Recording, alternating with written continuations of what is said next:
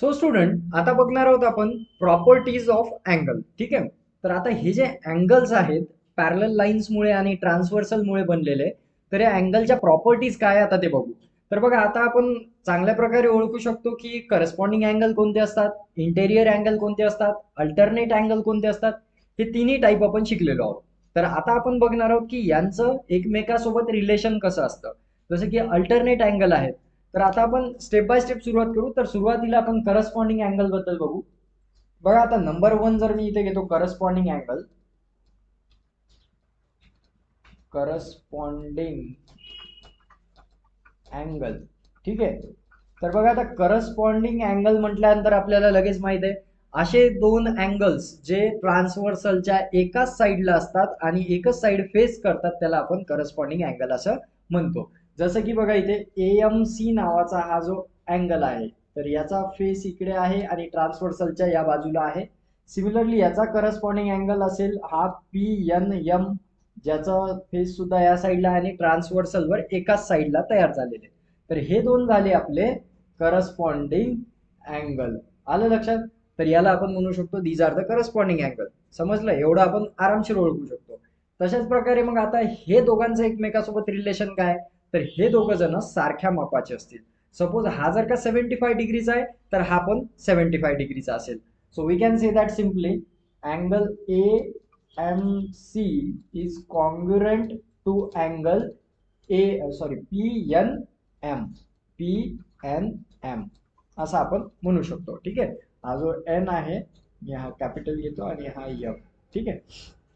तर आपण सिम्पली असं म्हणता येईल. त्यानंतर सिमिलरली BMC आणि QNM हे सुद्धा एकमेकाला करस्पॉन्डिंग आहेत, कारण इथे सुद्धा काय यांचं फेस जो आहे वन साइड आहे. So simply we can say that angle BMC BMC is congruent to angle QNM.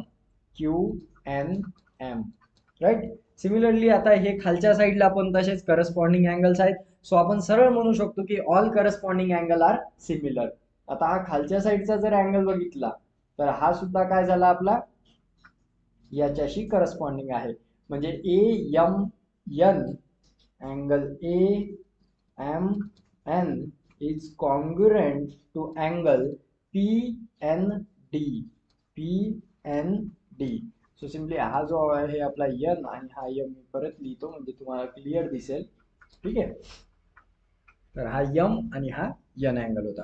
Similarly आता हा जो उरलेला एक शेवटचा अँगल आहे, सो आपण इथे म्हणू शकतो BMN angle BMN is congruent. कोणाला कॉन्ग्रुएंट असेल हा अँगल, बघा ही direction. So simply we can say that QND. QND. तर हे झाले कॉन्ग्रुएंट अँगल्स, करस्पॉन्डिंग अँगल. आलं लक्षात. म्हणजे प्रत्येक करस्पॉन्डिंग अँगल हा एकमेकाला कॉन्ग्रुएंट असतो, कारण त्यांची मेजरमेंट ही सेम असते. जर हा 70 डिग्रीचा आहे तर हा पण 70 डिग्रीचा आहे, हा 40चा आहे तर हा पण 40चा आहे. सिम्पली आपण असं काढू शकतो. Corresponding angles are congruent. Congruent म्हणजे इक्वल. हे जे साईन आहे कॉन्ग्रुएंटचं साईन आहे, याला आपण कॉन्ग्रुएंट असं म्हणतो. बघा इथे लिहून देतो मी. हे साईन जे आहे कॉन्ग्रुएंटचं आहे. कॉन्ग्रुएंट म्हणजे काय असते, तर कॉन्ग्रुएंट म्हणजे सिमिलर. सिमिलर, इक्वल हे त्याचे सिमिलर वर्ड्स आहेत. ठीक आहे. कॉन्ग्रुएंट म्हणजे सिमिलर किंवा इक्वल. जेव्हा दोन लाईन्सचे किंवा दोन अँगलचे जर का मेजरमेंट सेम असतील तर ते दोन एकमेकाला कॉन्ग्रुएंट असतात. अँगल किंवा साईड एकमेकाला कॉन्ग्रुएंट असतात. आलं लक्षात आता. तर करस्पॉन्डिंग अँगल्स आर कॉन्ग्रुएंट असं म्हणू शकतो. त्यानंतरचा सेकंड टाइप येतो आपला इंटेरियर अँगल. Interior angle. आता बघा इंटेरियर अँगल आपल्याला माहित आहे दोन पॅरलल लाईनमुळे आणि एका ट्रान्सव्हर्सलमुळे तयार झालेले अँगल ज्याला आपण इंटेरियर अँगल सुद्धा म्हणतो. असे अँगल जे पॅरलल लाईन्सच्या आतल्या बाजूला असतात. जसं की हा एक अँगल आहे आणि हा एक अँगल आहे. हे दोन्ही आतल्या बाजूला अँगल आहेत. AMN आणि PNM. ठीक आहे. तर या दोघांची जी ऍडिशन असते ही असते 180. अँगल AMN आणि PNM plus angle PNM equals to असते 180 डिग्री. यांची जी ऍडिशन असते आतल्या साईडच्या दोघांची असते 180. ही गोष्ट नेहमी लक्षात ठेवा. त्यानंतर similarly BMN angle BMN plus angle QNM हे जे इंटेरियर अँगल आहेत यांची ऍडिशन असते 180 डिग्री. आता याचं काम आपल्याला प्रॅक्टिस सेटमध्ये जेव्हा प्रॉब्लेम सोडवू आपण यावरचे तर आपल्या लक्षात येऊन जाईल. त्यानंतर बघा आता हे इंटेरियर अँगलचं कळालं. सिमिलरली नंबर 3 आता लिनियर पेअर अँगल जे असतात, लिनियर पेअर म्हणजे एका रेषेवर तयार होणारे लिनियर पेअर अँगल्स. सपोज करा आता ही एक लाईन आहे, या लाईनवर जर एक मी परत दुसरी लाईन ड्रॉ करतो किंवा ही लाईन आपली ट्रान्सव्हर्सल आहे समजा, अशा दोन लाईन्स मधून जाणारी असंही म्हटलं चालते. आता मी जर इथे लिहितो B, इथे लिहितो C, इथे D आणि इथे A करतो. आता हे जे दोन अँगल आहेत, हा एक अँगल आणि हा एक अँगल, तर बघा हे जे अँगल आहेत एक स्ट्रेट लाईनवर फॉर्म झालेले आहेत, म्हणून इथे हे पूर्ण काय होते, हाफ सर्कल सारखं कंप्लीट होते, स्ट्रेट अँगल म्हणू शकतो. म्हणून या दोन अँगलची ऍडिशन ही 180 असते आपण असं म्हणतो. तर angle BDA plus angle CDA equals to 180 असते. आपण असं ही एक प्रॉपर्टी लक्षात ठेवा, असं म्हणू शकतो यामध्ये की जर दोन अँगल एका स्ट्रेट लाईनवर बनत आहे आणि दोघांमध्ये एक जर कॉमन साइड असेल तर त्याला आपण लिनियर पेअर अँगल असं म्हणतो आणि त्या दोघांची ऍडिशन ही 180 असते. ठीक आहे, याचं काम सुद्धा आपल्याला पडणार आहे समोर. त्यानंतर बघा अल्टरनेट अँगल. आता अल्टरनेट अँगल आपल्याला माहिती आहे, जेव्हा झेडचं साईन तयार होते तर त्यांचे दोन आतले कॉर्नर्स असतात, तिथे अल्टरनेट अँगल फॉर्म होतात. आपण हे बघितलं आहे मागील व्हिडिओमध्ये. सो आता इथे अल्टरनेट अँगल कोणते आहेत, AMN आणि MNQ, म्हणजे हा एक अल्टरनेट अँगल आणि हा एक याच्याशी अल्टरनेट अँगल. सो आपण म्हणू शकतो बघा अल्टरनेट अँगल्स.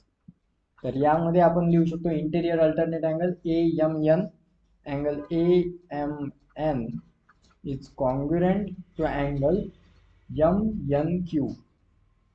आता हे कॉन्ग्रुएंट का म्हटले, कारण यांची मेजरमेंट इक्वल असते. जर एक अल्टरनेट अँगल 40 डिग्रीचा आहे तर दुसरा पण त्याचा अल्टरनेट अँगल जो असणार आहे तो 40चाच असतो, म्हणजे ऑलमोस्ट इक्वल असतात. तुम्हाला फक्त ह्याच गोष्टी लक्षात ठेवायच्या, कोण इक्वल असते आणि कोणाची ऍडिशन ही 180 असते. So simply corresponding angle, alternate angle आणि व्हर्टिकली अपोजिट अँगल हे जे अँगल असतात ते हे इक्वल मापाचे असतात. आता ते पण बघून घेऊया. व्हर्टिकली अपोजिट, आता 5 नंबर मी ते लिहितो व्हर्टिकली अपोजिट अँगल्स. ठीक आहे, आता व्हर्टिकली अपोजिट अँगल्स म्हटलं तर बघा इथे आता मी दोन लाईन ड्रॉ करतो. आता ह्या ज्या दोन लाईन ड्रॉ केल्या तर याच्यामध्ये हा एक अँगल, आता याचा डायरेक्शन इकडे या अँगलची, याचा अपोजिट अँगल आहे हा.